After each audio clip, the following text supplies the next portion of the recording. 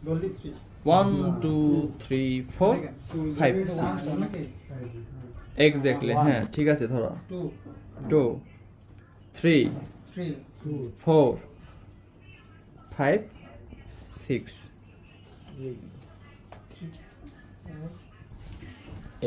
এই যে ভাই এটা এই যে করছে না এই এরকম বেশি করে চুলটাকে আঁচড়ানোটাই মেইন ইস্যু।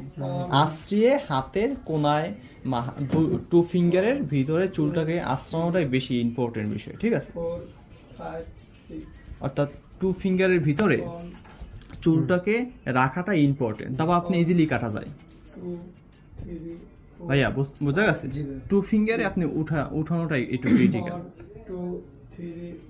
কাটা তো খুবই ইজি। 1 2 3 4 5